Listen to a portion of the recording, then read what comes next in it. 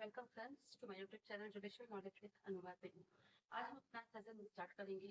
हमारा जो क्लासेस थे, इसके पहले क्लासेस में मैंने आप लोगों को बीएनएस के बारे में बीएनएस 2023 भारतीय न्याय संहिता का सेक्शन 1 से लेकर सेक्शन 29 तक मुश्किल हमारा कंप्लीट हो चुका था। आज हम पढ़ेंगे section 30, that is the most important section of BNS भारतीय न्याय संहिता 2023, जो ये हमें बताता है सेक्शन 23 को सबसे पहले क्या कहता है उसे हम देखते हैं। Act done in good faith for benefit of a person without consent. यहाँ पर विदाउट कंसेंट की बात कही गई है। सेक्शन 30 हमें विदाउट कंसेंट की बात करता है। इसके पहले के सेक्शंस में हमने देखा था जो कंसेंट की बात करते थे। तो विदाउट कंसेंट की जब इसमें बात की गई है सेक्शन 30 में, उसमें ये बताया गया है कि अगर कोई पर्टिकुलर पर्सन है, वो किसी और के, चाहे उसका गार्जियन हो सकता है, उसका लीगल ऑथराइज अथॉरिटी से प्राप्त हो रहती है, या फिर बोल सकते हैं कि पर्टिकुलर अगर कोई पर्सन है जो कंसेंट देने के लिए पॉसिबली असंभव है, पॉसिबल नहीं है, नॉन मतलब वहाँ पर पॉसिबल नहीं है, उसका कंसेंट देना असंभव है, देने में असमर्थ है, ठीक है। तो ऐसे में अगर उस पर्टिकुलर पर्सन के बेनिफिट के लिए गुड फेथ में कोई जो एक्ट किया जा रहा है वो विदाउट कंसेंट के, क्योंकि वो कंसेंट दे नहीं सकता, तो विदाउट कंसेंट के, उसके विदाउट कंसेंट के भी सद्भावना पूर्वक, यहाँ पे जो दो वर्ड यूज किए गए हैं, that is the most important, good faith and the benefit of the person, किसी के बेनिफिट के लिए और गुड फेथ में अगर कोई एक्ट किया जा रहा है, विदाउट कंसेंट किया जा रहा है, तो वो अपराध की श्रेणी में नहीं आएगा, उसे हम ऑफेंस नहीं मानेंगे। उसमें क्या होगा, अगर ऐसा कोई भी वर्क किया जाता है, कोई भी एक्ट किया जाता है, तो उसमें हमें जनरल एक्सेप्शन ऑलरेडी मिलेंगे, ठीक है।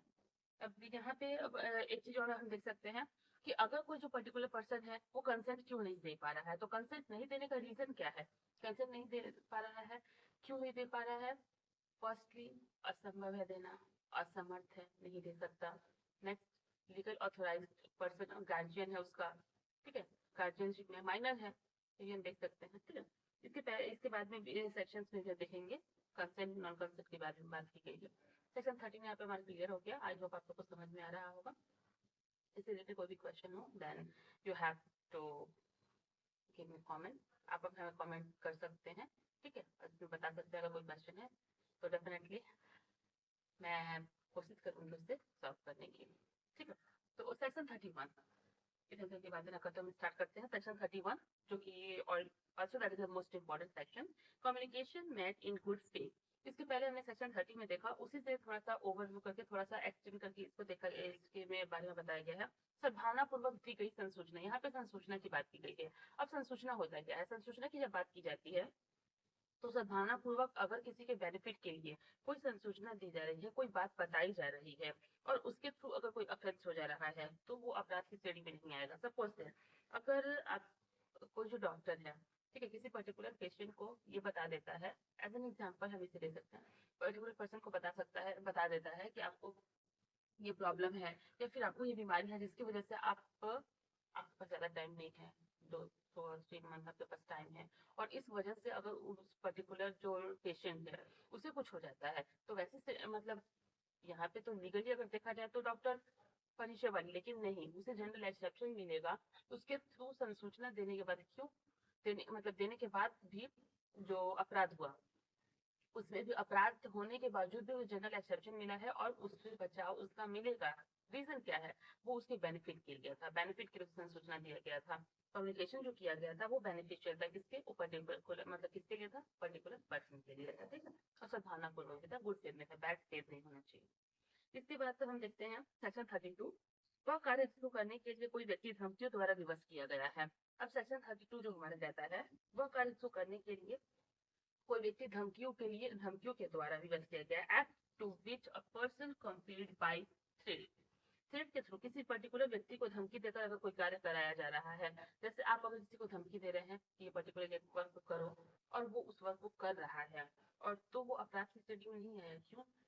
क्यों नहीं आएगा अपराध की श्रेणी में? अपराध की श्रेणी में नहीं आने का रीजन यहाँ पर यह होगा कि उस व्यक्ति को जो कार्य कराया जा रहा है वो धमकी देकर करवाया जा रहा है। सिवाय इसमें ऑप्शनल क्या हो सकता है, इसमें आप एक्सेप्शन यहाँ नहीं ले सकते हैं कि आपको किसी पर्टिकुलर पर्सन ने धमकी दिया, ए ने बी को धमकी दिया कि बी सी को दर्द कर दे, तो आप यहाँ पर इसका एक्सेप्शन वहां नहीं ले सकते। कहाँ नहीं ले सकते? जहाँ पर किसी की मृत्यु कार्य किया जा रहा है या फिर मृत्यु से दंडित जिस अपराध का पेनल्टी मतलब जिस अपराध का पनिशमेंट डेथ पेनल्टी है, डेथ है, ठीक है, डेथ से मतलब बोल सकते हैं हैंड टू डेथ जिसमें पनिशेबल किया गया है जिस अपराध को, वैसा अपराध अगर आप कारित करते हैं तो आप वहां पर इस जनरल एक्सेप्शन का बेनिफिट नहीं ले सकते, ठीक है। क्योंकि अगर सपोज इसमें आपका इलस्ट्रेशन भी देखने को मिल जाएंगे बिल्कुल, सॉरी बैरक में।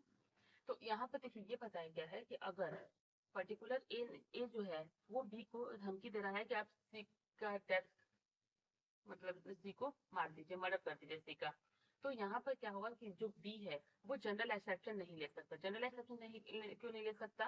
क्योंकि किसी को ये राइट नहीं है कि आप किसी को मृत्यु पारित करते, ठीक है, या फिर ऐसा अफेंस नहीं कर सकते जिसमें पनिशमेंट जो है वो जिसमें पनिश किया गया है या फिर जिसमें पनिशमेंट जो है वो डेथ पेनल्टी, इसमें आप जनरल एक्सेप्शन नहीं ले सकते। अदरवाइज किसी भी वर्ग में सपोज एज एन एग्जाम्पल, अगर कोई पर्सन है किसी व्यक्ति को ताला तोड़ने के लिए, किसी घर का ताला तोड़ने के लिए धमकी देता है कि तुम ये घर का ताला तोड़ दो, अदरवाइज मैं तुम्हें मार दूंगा, गन रख कर उसके मतलब कर सर के सर पे रख के बोलता है कि मैं तुम्हें मार दूंगा। तो वैसे कंडीशन में क्या होता है, वैसे कंडीशन में ये होगा अगर उसने ताला तोड़ दिया है तो जनरली हम जानते हैं कि क्या होगा, अगर किसी के घर का ताला तोड़ा तो अफेंस किया, लेकिन वहां पर ये क्या होगा, वो जनरल एक्सेप्शन का सहारा ले सकता है, खुद को बचा सकता है, प्रोटेक्ट कर सकता है। क्यों?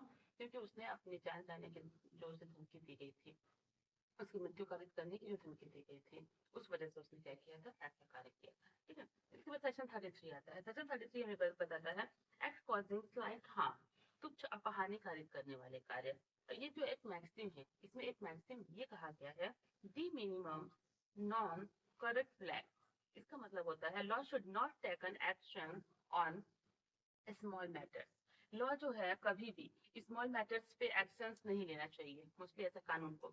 तो इसमें कहा गया है कि ऐसा अगर अपहानि होता है, ऐसा अपहानि कारित करने के लिए जो अपहानि बहुत छोटा सा है कारित करने के लिए सामान्य, जिसमें सामान्य कोई मनुष्य है वो ये सोचता है कि शिकायत इसकी नहीं करनी चाहिए। सपोज दैट आप कहीं जा रहे हैं, किसी भीड़ में जा रहे हैं, किसी को हल्का सा धक्का लग गया, उसके लिए एफआईआर तो नहीं करवाएंगे, नॉर्मल नहीं करवाएंगे, तो सेंस नहीं है, तो वहां पर आप अपराध नहीं माना जाएगा, तुच्छ कार्य है, ठीक है।